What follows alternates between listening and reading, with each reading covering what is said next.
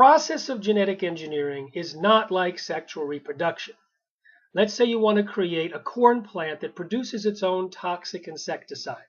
So first you find a natural toxic insecticide like Bt from Bacillus thuringiensis in the soil bacteria world. You take the gene out that produces the toxin that breaks open the stomach of insects to kill them, and you make millions of copies of that gene.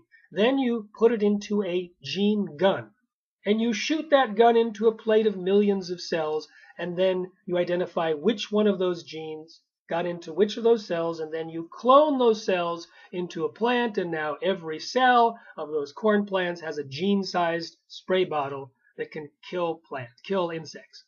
Now, the process of genetic engineering, whether it's done by gene gun or bacterial infection, and followed by cloning, creates massive collateral damage in the DNA. Quite a lot of difference. We were able to do some more elaborate statistics and actually hunt down some hypotheses within the statistics that we used.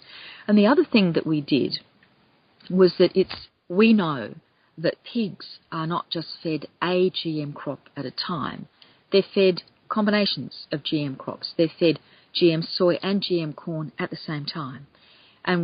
And also, I mean, the main variety of GM soy that we have is Roundup Ready soy. So this is designed to be resistant to being sprayed with Roundup and still survive while the weeds around it die. But within the corn, and that's the main one within soy, you know, it's basically just Roundup Ready soy. But within corn, there are so many varieties of corn. Some of them are designed to be resistant to not just glyphosate, but other herbicides individually. And there are lots of different insecticidal proteins that are put into, that the plant is genetically engineered to be able to produce. So there are a whole variety of different genetically engineered corn plants varieties out there. So therefore, if you're a person and you're eating genetically engineered corn, you're eating probably a variety of different GM corn varieties at the same time. And then if you're eating a diet in the United States, in a meal, you are probably eating GM soy and GM corn at the same time, and different varieties of corn all at the same time. And there is no regulator in the world that requires the GM industry to do feeding studies on animals where you're feeding more than one variety of plant, GM plant, at the same time to the animal. So and we know that within pharmaceutical drugs, that there's a thing called polypharmacy, that if you feed somebody, you know, an aspirin, for example, there might be some certain side effects.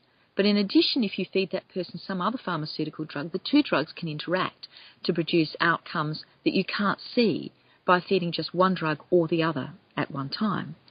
And so I was interested also in the effects of the equivalent of polypharmacy, if you like, when you eat more than one GM crop. And so with these pigs, we fed them what pigs usually eat in the United States, which is genetically modified soy, Roundup Ready soy, and we also had a couple of different GM corn varieties being fed to the animal at the same time. So we were in effect feeding 3 GM genes and their protein products to these pigs at the same time. So these pigs were eating the Roundup Ready gene and its protein product, and 2 Bt proteins, and the genes and the proteins from 2 Bt genes, which are designed to produce insecticidal proteins. And I suspect that the reason why we got such strong stomach inflammation was because of the interaction between the proteins that the animals were eating. Pay close attention to what you are about to see. These images will be seen around the world. These rats have been fed with transgenic corn during their entire life cycle. The tumors they suffer from are enormous. The study that revealed the effect of the GMOs on the health of these rats has just been completed. It benefited from exceptional financial and technical means.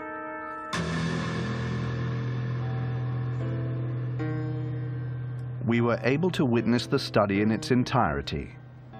It lasted for 2 years. Following years of doubt and controversies, will we finally know the truth about GMOs? Would we then be faced with a health crisis of global proportions?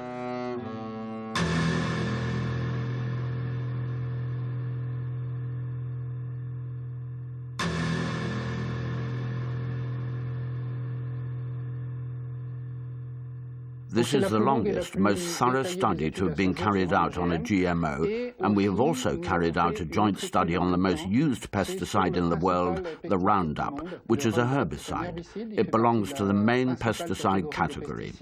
We spent over a year trying to obtain transgenic corn because no GMO manufacturers were willing to provide them. This is because Monsanto requires contracts to be signed stipulating that the seeds must not be used for testing and an arrangement must be made prior to the testing. We wanted our study to be independent. This is the first time that a 2-year study has been conducted on GMOs. And there lies the big difference.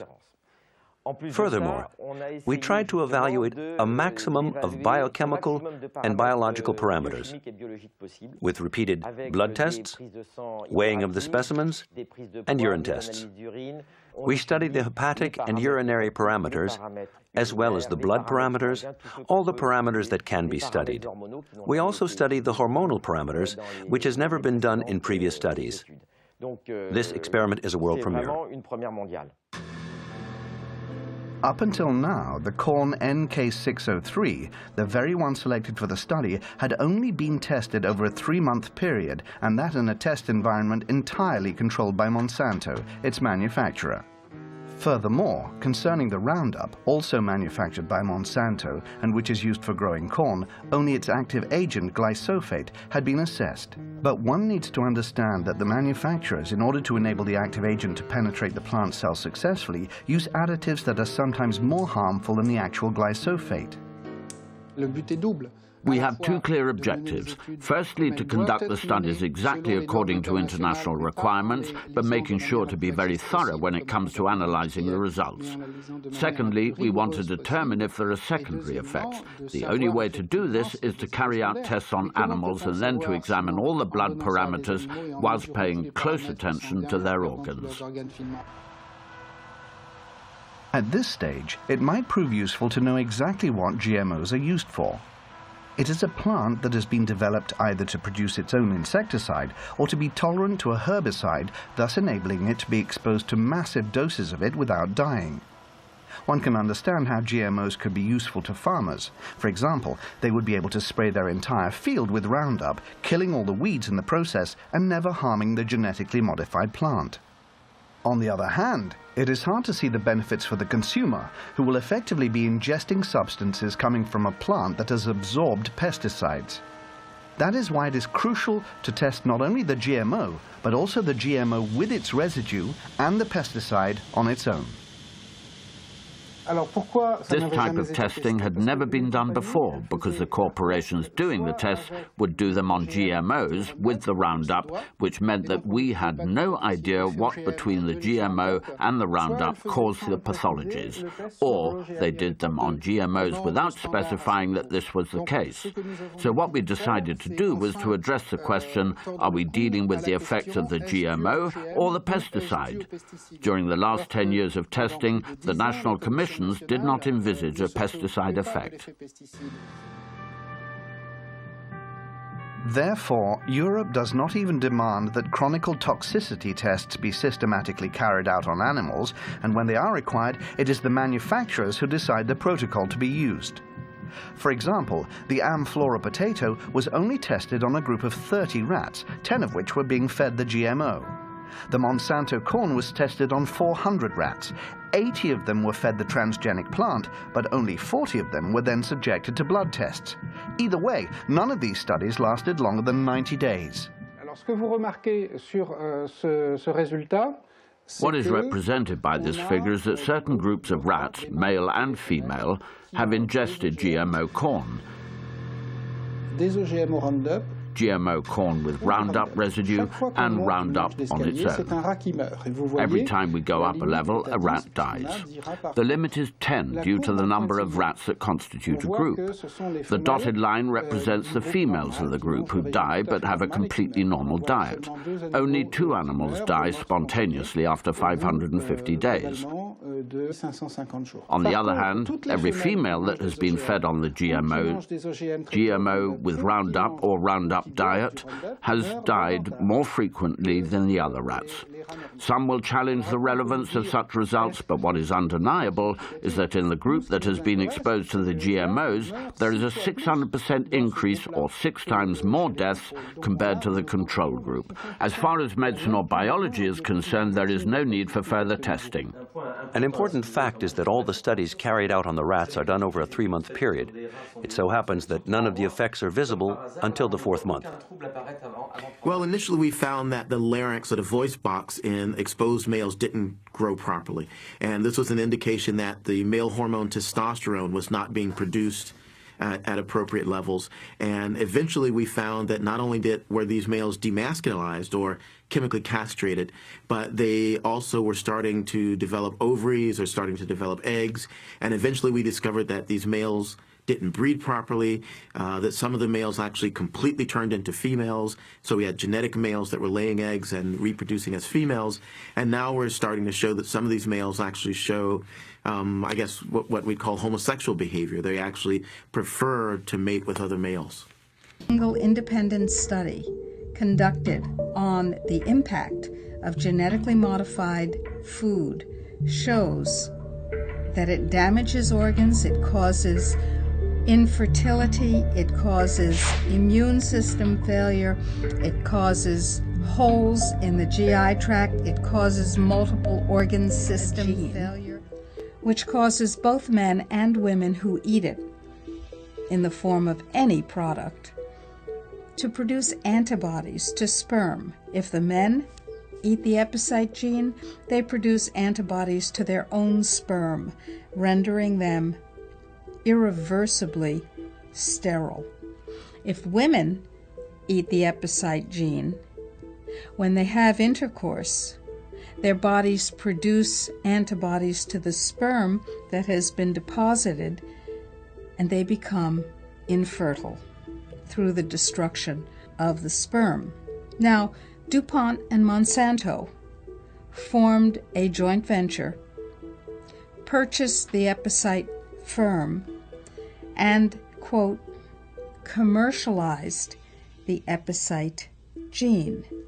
Do you want to know if the food that you're eating contains the epicite gene? Sure you do.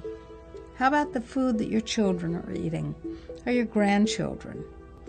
Sure you do. The very idea of GMOs is a death knell for biodiversity. Biodiversity means the integrity of life. GMOs mean appropriating life, to own it and patent it. And because there are patents related to GMOs, and the only reasons GMOs are being introduced is to own seeds and collect rents and royalties, corporations push the handful of crops that they have genetically modified. So you can see in the last few years, cropping systems have been reduced to corn and soya and cotton and canola, when we have cultivated and eaten thousands of crop varieties and species. The uniformity and monocultures that are being pushed by GMOs are driving out diversity directly, but they're driving out diversity because instead of using less more efficiently, which they always claim, that land we are using more efficiently, they're having to invade the Amazon, they're having to invade the grasslands of Argentina for a very expansive and wasteful agriculture. And when you spray Roundup on Roundup-ready crops, you are literally killing food and diversity. Is quite unique because it's not only based on literature, scientific literature, but it's also based on the 110 national reports that we have received so far by government, just indicating the status of biodiversity at local, national, and global level. However, the report makes for grim reading. It reveals how the Earth's ecosystems and species are buckling under the strain of unsustainable development. Based on data supplied both by the scientific community as well as directly from national governments, the report reveals that the target agreed by world governments at the 2002 World Summit on Sustainable Development to achieve by 2010 a significant reduction in the current rate of biodiversity loss has not been met. Indeed, not a single government submitting national reports claims that their 2010 biodiversity target has been completely met at the national level. In synthesizing this evidence, the report states that the consequences of current trends are much worse than previously thought, highlighting the impact on the poor in particular, who stand to suffer disproportionately from potentially catastrophic changes to ecosystems in coming decades.